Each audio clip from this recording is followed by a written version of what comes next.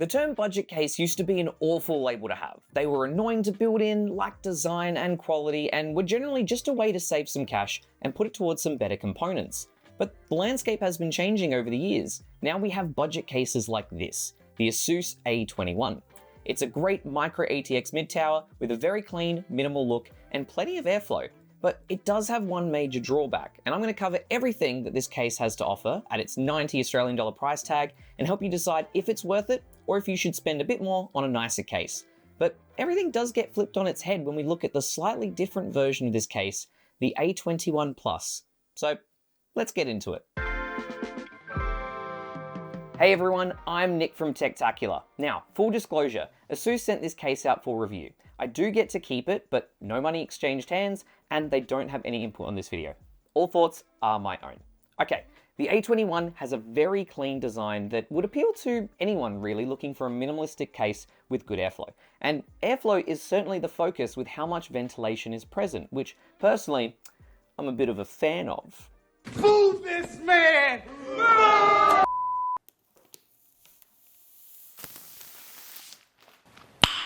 Nice. The case is lightweight with a premium feel. ASUS did a really great job of treating all the edges inside and out, ensuring no sharp edges that could scratch or cut you. Another classic trademark of old budget cases. Along the top, we have a dedicated power and reset buttons, microphone and headphone jacks, and two USB 3.0 A ports. Sadly, there's no USB-C, which would have been a nice inclusion here. Slight shame. Now, what makes a good case stand out are three things: ease of access, ease of use, and consideration for cable management. A case can look nice, but be awful to build in or access. And while the A21 isn't going to blow anyone away with its design, it's still quite nice and minimal, and it nails these three areas surprisingly well for $90. It features a standard tempered glass side panel, and both the side and back panels have capped thumb screws, which isn't as common at this price.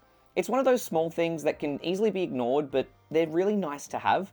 You never have to worry about losing screws when you've got them here, so I really like this, and you will be accessing the case a fair bit over time, at least just from the side panels, so very nice to have these. The front panel can be popped off easily to access the dust filter and the bracket for mounting fans or a radiator. The dust filter can be easily taken on and off with just some clips, making it super easy and cleaning an absolute breeze. And the top and bottom of the case have magnetic dust filters, which is a very nice touch. I love magnets. The pleasantries continue inside the case as well. It supports up to a 380mm graphics card, which will support almost everything that you plan to put in here. And yes, I know the graphics card doesn't match the white build, but that's because I've switched to an ASUS TUF AMD RX 7900 XT to test how well AMD GPUs are holding up these days, especially for creators. So subscribe if you don't want to miss that video roundup. As far as custom water cooling goes, it doesn't officially support it, but with the amount of ventilation holes in the PSU shroud, you could definitely make something work. A low profile horizontal pump and reservoir combo I think would be the best way to go. Otherwise, if you use a traditional vertical pump combo, you'll end up limiting the length of the GPU that you can use in the case. When it comes to storage, this case has an SSD bracket on the back of the motherboard tray and a removable hard drive cage to support an additional 2 hard drives or 2 SSDs, or a mix of both. And it also supports MSI's Project Zero and ASUS's BTF. And these are the newer motherboard standards that have the connectors on the back of the motherboard, making it so much easier to route cables and just giving a much cleaner look to your build. And it's really nice to see cases at this price point supporting that new standard. And speaking of cable management, there's plenty of space underneath for excess cables and a plethora of cable tie points that genuinely made building in this case and cable managing it absolutely painless. ASUS even took this a step further and added 33mm of width on the back, ensuring you can still easily get the back panel on without making everything perfectly flush with the case. They give you leeway to not have it perfect, and I appreciate this so much because anyone who's built in a case knows how awfully just tedious it is to try and cable manage things on the back and then try to nicely slip the back panel on. They also included a cable shroud inside to cover your cables routing from the back, and this really helps give the inside of the case a much cleaner look, and I really wish every case came with one of these. And they also did another really nice thing that also isn't as common as you might think. Where the power supply shroud is, they've actually cut out a cable management hole there to route the GPU power cables, instead of having them route all the way up and over to where the normal cables come through where your motherboard power is and things like that. This is just, it seems like a small thing, but it makes such a huge difference. You only have a small amount of the GPU power cables showing at the front, and they nicely tuck in underneath instead of just trying to wrap around or go over the top and it just looking a little bit tacky. So a very nice touch here. Many of these details might seem small, but they add up and make a huge difference in both the ease of use and the cleanliness of your build. And when it comes to airflow and fan support, this case offers a lot of flexibility for being micro-ATX. The entire front panel is ventilated, with ASUS highlighting that 40% of the front mesh panel is porous. And according to them, this provides the best balance between airflow, dust filtering, and RGB visibility. And considering these areas are like a triangle, I think they've found a pretty good balance here. The A21 supports air coolers up to 165mm, and as for the fans and radiators, the top and front of the case can fit up to a 360mm radiator, 3 120mm fans, or 2 140mm fans. This wide range of support offers a lot of options for consumers, which is really nice to see. And then for exhaust, supports a standard 120mm fan. Now we hit the major drawback of this case. Oh no. It doesn't come with any fans. Not even an exhaust fan, which is quite a disappointment at this price. For a PC case under $50, I can forgive the lack of an exhaust fan, but this case retails for 90 Australian or about 60 to 70 USD. So, okay, if you mounted an AIO to the top of your case, because that's your cooler of choice, okay, that comes with fans, so that has that part sorted. But then you've still got at least 4 fan spots left. And fans either come singularly or in a pack of 3. So buying 4 fans, a 3-pack and a single, adds up very quickly, and it's not really that cost effective. But it's not all doom and gloom. You can get away with just using 3 fans, which is what I had to do because I only had 3 fans available to me. And I realized it was okay to do this because when I started, looking into the case and seeing how everything was positioned, the bottom fan on the front is not really delivering much air into the overall case. It's mainly directed to the power supply shroud. And they're obviously pushing the air through there and then giving a little bit more air for the GPU to then intake as well. But the thing is, when you have hard drives in the hard drive cage in there, that's blocking a lot of air, on top of the fact all your cables are shoved underneath as well. So essentially there's not really much air that's going to get through from that bottom fan anyway. And when I thought about this for a little bit, and I feel like this is where possibly the design faltered a little bit, but I don't know, I guess it just depends on what exactly you're putting in the case. So I realized, okay, well, since most of that air is getting blocked anyway, you can very much afford to just not put it in there. The only downside is the look. There's a very noticeable gap by not having a fan there.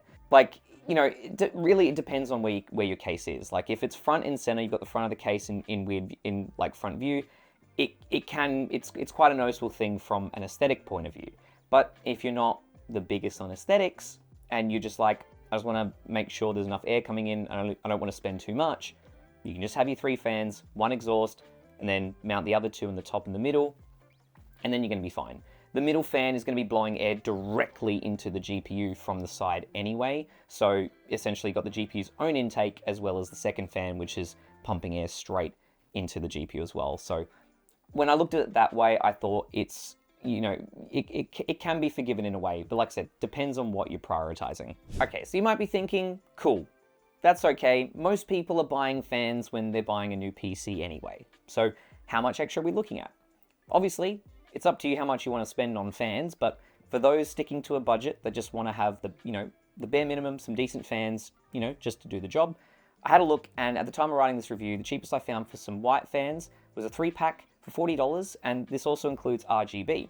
And because this case comes in black, I also looked at the black fans as well. So the cheapest for the black fans was $30 for non-RGB and $40 for RGB. So total comes to about $120 to $130 overall once you factor in the fans. I thought, okay, that's not too bad. But remember at the start of this video when I mentioned that there's another version of this case, the A21 Plus? Well, for starters, the A21 Plus is a bit of a weird one though, because it doesn't even seem to be available in some regions, including North America, which quite surprised me. ANZ actually has a leg up for once, which is a bit funny. Well, I love Australia. Down under. So what's so plus about this A21? Oh, well, you know, there's only a small difference. Just that it comes with 4 RGB fans for $129 Australian. And at the time of writing this review, M-Wave has a sale for $119 on this case. So for the same price, or $10 less if you factor in the sale of getting the base version of the case, with an aftermarket pack of 3 fans, you can get 4 matching RGB fans instead. That is a no-brainer to me, especially if you opt for an air cooler instead of an AIO. So there's a total of 7 fans that you can put in this case. 3 on the front, 3 on the top, and the 1 exhaust. If you're mounting an AIO, that's coming with fans, so that's covering one of those areas, either the top or the front, depending on where you mount it. But if you're using an air cooler, well, all those spaces are still free. So there's 7 fan slots to fill. If you get the Plus version, you're getting 4 fans from the get-go, and then you only need to buy a pack of 3, and then you can do what I did and just not put the fan at the bottom, right? But if you're getting just the regular case with, the non-Plus version, that you have to buy 2-3 packs of fans, and then you're still a fan short again as well. So that you're spending way more money in that point as well. So this really is a no-brainer to me. So the final verdict, is this case worth it? Well, it depends on what your PC build plan is. The A21 is a great case, and if you're already planning on replacing all the stock fans with aftermarket ones anyway, well, yeah, the basic A21 is really great value, and it saves you from having extra waste of like the basic case fans lying around as well. But if your entire build is heavily dependent on budget, well then the A21 Plus is hands down the one to pick, if it's available in your region. So overall, it's a budget case that looks and feels quite premium, that comes with 4 RGB fans at a much more affordable price. Yeah, the A21 Plus, that's incredibly hard to pass up. Ultimately, it's up to you whether you think this case is right for you, and hopefully I've provided everything you need to know to make that decision. If you have any specific questions, leave them down below and I'll do my best to answer those. But of course, make sure to subscribe so you never miss any of my videos in the future as well. But otherwise, my name is Nick, this is Techtacula, you've been spectacular, see you next time.